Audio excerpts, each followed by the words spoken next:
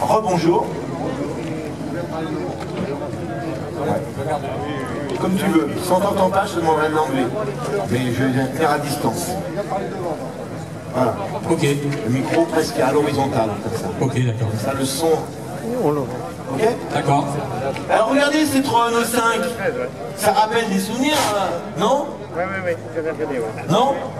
Qui c'est qui a une Renault 5 ici, là? Les premières, je parle des premières, pas des Super 5. Levez la main, ceux qui ont une Renault 5. Il y en a un là? Deux, c'est tout? C'est tout? Il n'y a pas une Renault 5 autrement? Bon, je pensais qu'il y avait un peu plus que ça. Alors, en quelle année est sortie la Renault 5? 72. Ah, bien. Oh là là, oui, crie pas ça, on s'entend. 72. Eh ben, vous faisiez quoi en 72, vous? Ah. Lui, c'est sa date de naissance. Vous faisiez quoi en 72? On était suppos.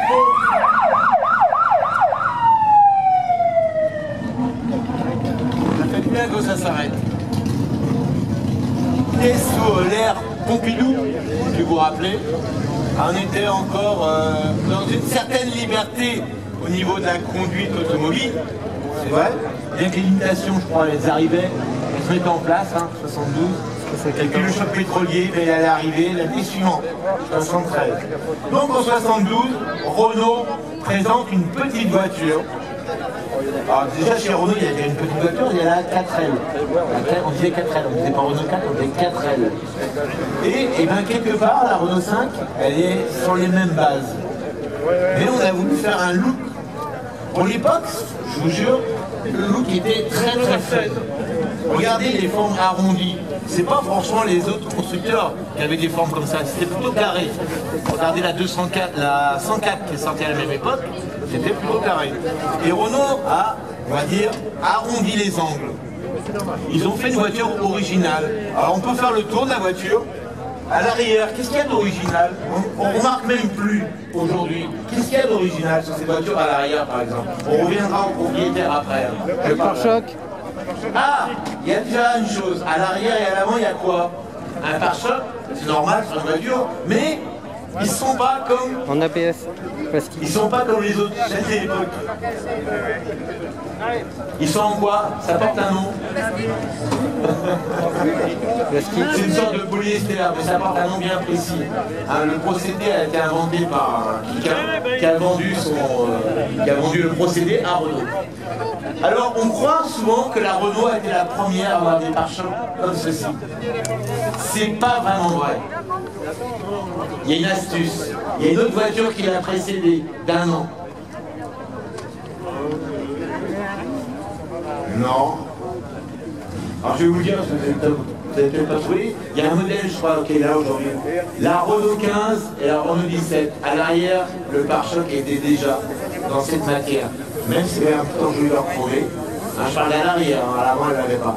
Mais le Renault 15, Renault 17, sorti en 71, avait déjà ce type de pare-choc. Par contre, la Renault 5, elle l'a à l'avant, à l'arrière. Ça, c'est une grande première à l'époque. Ça va se généraliser sur pratiquement tous les constructeurs dans une période de 10 ans. Un Simca va suivre avec les 1300 et les 1500. Et il y a une autre particularité, regardez ces feux. Regardez ces feux. D'habitude, les feux, ils sont en bas. Là, ils sont en hauteur. Aujourd'hui, on les remarque plus, parce que toutes les voitures ont les feux en hauteur. Les feux étaient légèrement plus hauts que la plupart des voitures de l'époque. En général, les feux étaient au-dessus des pare-chocs, en long. Et ceci, il est en long. Regardez, avec la petite grille d'aération, ça fait une continuité. Ça, ce sont des détails de l'époque qui étaient assez originales. La Renault 5, est-ce qu'elle existait en plusieurs versions de portes? Non, après. Elle a existé. C'est combien ça? Une porte, deux portes? Trois portes. Pourquoi trois portes? À cause du coffre, c'est considéré comme une porte. C'est un rayon. Ah, voilà. Et pourquoi c'est considéré comme une porte? Parce qu'elle a vitre. Parce qu'elle est vitrée. Une voiture qui n'a pas de vitre, ça s'appelle une Deux portes. malle. Ah oui, mal. Dès qu'il y a une partie vitrée, ça devient une porte à un rayon. C'est considéré qu'une porte supplémentaire. C'est pour ça qu'à l'époque on disait une 3 portes ou une 5 portes. Il faut qu'il y ait une vitre. S'il y a une vitre, c'est considéré comme une porte. Tirée par les cheveux. Il existait en 4 portes en Espagne. 5 portes. En 4 portes, oui. En 4 portes. Alors elle portait un nom particulier, c'était la Piété. Grèce. Chrono 7, oui. Uniquement fabriquée en Espagne. Voilà. Bon, on va parler que c'est celle-là. Alors celle-ci, elle est de quelle année à votre avis? 72. Eh ouais, elle est de 72. Je ne sais pas si vous vous rappelez, il y a quelques années, ici, il y avait quelqu'un qu'on avait une pré-série même. Il venait régulièrement. Elle était orange comme ça. À part quelques détails, elle était orange. Bon, le pauvre, on le voit plus, il a eu des problèmes de santé. Et quand je l'ai vu tout à l'heure, j'ai cru que c'était celle-là. Elle est franchement superbe. Alors, on va revenir au propriétaire, parce que je parle beaucoup quand même. Oui. C'était la L et non la TL. Ah oui. C'était une TL? Ah, il me semble bien. Oui. Ouais, non, parce qu'il n'avait pas le dégivrage. C'était une pré-série. Oui, une très spécifique. Voilà. On en revient à cette voiture. Bonjour, tu t'appelles? Gérard. Gérard. C'est la première fois que je te vois, non? J'ai pas... Je suis déjà venu avec une R5 Monte Carlo. Début d'année. Et ben, tu vas revenir à la bête, on se présentera. Parce que, Début d'année, j'étais venu. vous vous rappelez de la R5 Monte Carlo, la série spéciale? Non, personne s'en rappelle? Jaune avec les pare-chocs rouges. Pour fêter pas la victoire, mais les deuxième et troisième places de Ragnotti Franklin au Monte Carlo 78. C'est ça, ouais. Non, ça ne vous rappelle rien? Bon, tant pis, moi. Donc, celle-ci est 72. 72, février. Février. Toute première. Donc, les toutes premières. Hein, Ouais. la voiture sera officiellement dans les concessions en 72. Je ne parle pas des pré-séries qui avaient déjà été fabriquées avant. Donc, ici, on a la toute première. Regardez l'état. Regardez, faites le tour. Ne la touchez pas, hein. Regardez l'état de cette voiture. Non, mais, je sais pas, ça vous parle pas? On dirait qu'elle sort de chaîne. Des usines Renault. Elle était fabriquée sans doute à Billancourt, je ne sais pas. Oui. Billancourt. Oui. On dirait qu'elle sort de chaîne. Hein? T'as été l'acheter hier chez Renault? Non, non, je l'ai dit. Moi, je l'ai acheté en 2013. En 2013. Ouais. Dans cet état-là, je pense pas. Ben, au niveau carrosserie, elle était très saine. La base était saine. Très très saine. Châssis, tout. Par contre, j'ai uniquement fait un voile de peinture. D'accord. Uniquement. Alors, il y a des gens, ils aiment ça parce que la couleur orange, elle est typée 70. Ah oui, oui. On est vraiment dans les années 70. Et l'intérieur est aussi orange. Voilà. Alors, l'intérieur est d'origine aussi. Les tissus sont d'eau. Les tissus sont d'origine. J'ai uniquement mis, je les ai refaits en les rechargeant un petit peu avec de la mousse par un cellier, c'est tout. C'est tout. Petite parenthèse, hein. On a des motos là-bas au fond qui gênent la sortie d'une voiture. Et une voiture qui est bloquée là-bas. C'est vous, madame? Là, c'est juste là, derrière le mobilo. La base était saine, il y a combien de temps déjà? En 2013, j'ai trouvé. Il y a 7 ans. 7 ans. T'as trouvé où d'abord? Alors j'ai trouvé, non, dans la région de Dreux. Donc c'est un négociant qui l'avait repris chez une personne âgée et elle roulait plus depuis 1999 la voiture. D'accord. Une Donc personne était âgée. stocké au sec, poussiéreux. Première main? Je sais pas, je sais pas. Kilométrage c'est pareil, je l'ai acheté, elle avait 64 000, mais comme les compteurs reviennent à zéro à 99 999, je sais pas. Bon, elle fonctionne parfaitement, consomme pas d'huile, moteur nickel, j'ai refait l'embrayage pendant le confinement, voilà. Ouais, je me laisse pas de la regarder. Ouais. Je regarde les jantes, je regarde. Vous pourriez regarder dessous, c'est dessous est pareil. irréprochable. Moi, Elle est neuve, elle est mieux que neuve presque. Non? presque. C'est vrai, On va ouvrir l'intérieur. Et tu peux ouvrir tout? Allez, on va ouvrir les trois portes. On voit bien la voiture, les deux portes avant, pour que les gens se rendent compte de l'état de cette voiture.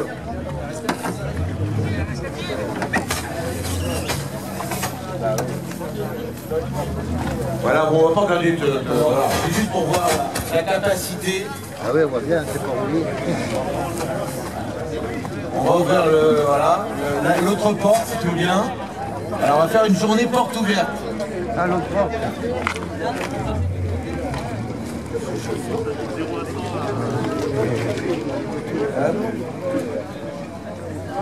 Voilà.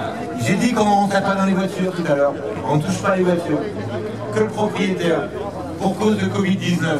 Moi-même, je n'y touche pas. Très peu. Regardez. Alors on voit bien qu'elle n'est pas neuve là, parce que on voit les stigmates. Mais regardez l'état quand même de cette voiture. Donc on retrouve le fameux petit moteur, le moteur bienvenu, Cléon, voilà, qui était sur les Renault 8, voilà, et même sur anciennement sur les Dauphin 8, c'est la base, c'est la 20 chevaux, et qu'on retrouve sur les Renault 4, qu'on retrouve sur les estafettes, il y a une qui me suit là, les estafettes, il y a plein de modèles comme ça. La boîte de vitesse, c'est le même principe que la Renault 4, voilà. La boîte elle est devant, voilà. Regardez le moteur, il est très reculé, on va dire central avant, on pourrait employer ce terme-là. Et ce que vous voyez ici, c'est la commande de vitesse, parce que regardez la commande de vitesse, ça vous rappelle rien? C'est Renault 4. Voilà, comme la 4L qui est là, voilà. Alors cette voiture, tu l'as trouvée saine? J'ai trouvé saine. Tu l'as refaite toi-même ou pas? Donc j'ai fait faire un voile de peinture parce qu'elle avait été stockée, elle était pleine de poussière, elle était pleine de taches d'huile, elle était toute tachée la voiture. Mais elle était orange quand même. Elle était orange. Bon, là c'est d'origine, couleur d'origine là. Voilà. Donc j'ai fait faire un voile de peinture, j'ai refait les gens, les bricoles. Voilà. Et l'intérieur, est-ce qu'elle était orange ou c'est toi qui l'as refait? L'intérieur est d'origine, il y avait des housses dessus. Ah, qui protégeait. Voilà, donc moi j'ai fait recharger par un cellier avec de la mousse de façon à avoir un gale correct. À l'arrière, ils sont complètement d'origine. Mais le tissu est d'origine, tout est d'origine. Tout est d'origine. Tout. C'est étonnant, parce qu'il y avait aussi des versions entièrement Sky. Oui. Mais cette année-là, il y avait une option. Voilà. Et on avait aussi des voitures orange avec l'intérieur marron ou beige. On avait plusieurs coloris. Regardez à la gauche du volant. Vous voyez quoi à la gauche du volant? Il y a 3 couleurs. Ça, c'est les premiers modèles. C'est quoi? À votre avis, c'est quoi cette tirette? Regardez, faites un gros plan sur ces tirettes de couleurs. Le starter. Ah oui, je sais pas si c'est d'origine ça. C'est quoi? Le chauffage. C'est le chauffage, c'est ça? Ah, il y a un starter. Et la tirette rouge, c'est le chauffage. Le chauffage, c'est là. C'est logique. Ok les gars, ça va disparaître très vite, hein, cette manette, quelque chose de plus simple, on va dire. Il y a le logo aussi. Voilà. Alors on parlait tout à l'heure de 3 portes. C'est vrai que la Renault 5, au bout de quelques années, grâce à la Renault 7 en Espagne, Renault s'est servi de cette Renault 7 pour produire après une 5 portes. Elle a servi de base à Renault 7, légèrement plus longue. On ne s'aperçoit pas sur les photos, mais la Renault, la 5 portes est légèrement plus longue que la 3 portes. Il y a quoi, 4-5 cm à peine. Mais il y a un modèle en Espagne qui avait une malle. Une malle, la Renault 7. Et c'est ce que je disais. Renault s'est servi de ce modèle pour faire la 5 portes.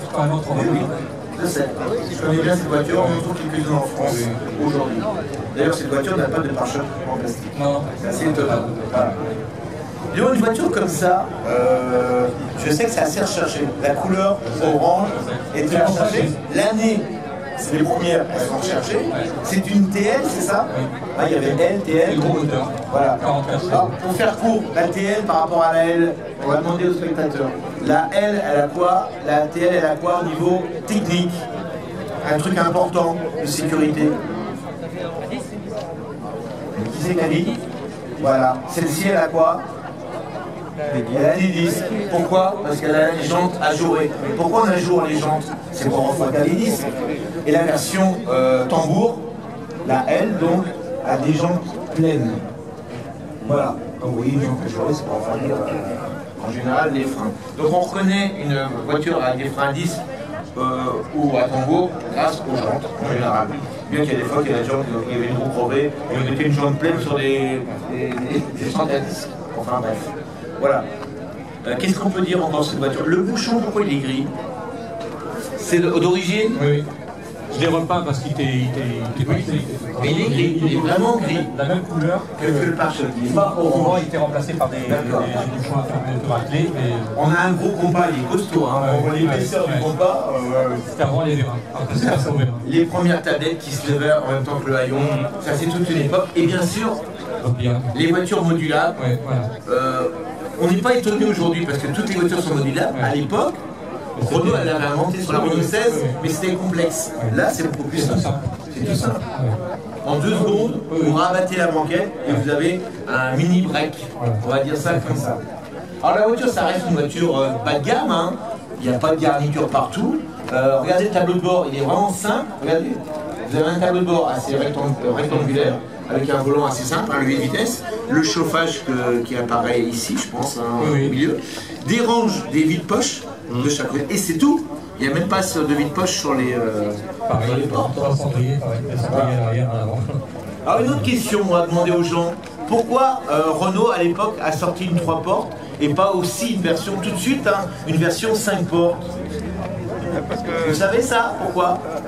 Il y avait un système d'entente avec les constructeurs. Pourquoi ils l'ont sorti beaucoup plus tard? 77 ils l'ont sorti, je crois. Pourquoi? Il y a une raison. Il y avait une entente avec les constructeurs. Qu'est-ce que t'as dit? Il y avait une entente avec l'autre Il y constructeur avait français. une entente avec un autre constructeur, lequel? Peugeot. Peugeot. Peugeot sortait un modèle en 72. Elle s'appelait comment? 104. La 104. Elle existait en 5 portes. Donc, Je parle de la berline. 4 pas portes du la coupé. première.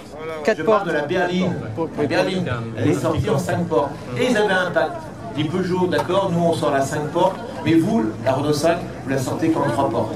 Bon, ça n'a pas tenu très longtemps, au bout de 2-3 ans, ils se sont dit, vous faites chier.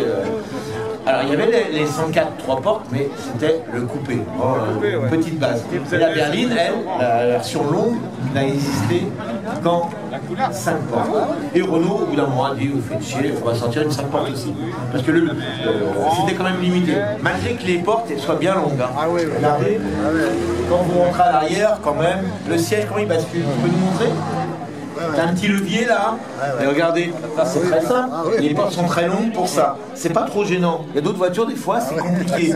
Là, regardez, le siège bascule, et on a une assise assez... Et siège couchette. Voilà. Siège couchette, c'est vrai? Siège couchette, on va, vas-y, allez, parce qu'on est dans la démonstration. Regardez, alors les sièges couchettes, tout le monde n'avait pas ça. Ah non. La TL, parce que la L, je pense que vous ne l'avez pas. Regardez le siège couchette, ce qui permet de faire une petite sieste sur l'autoroute.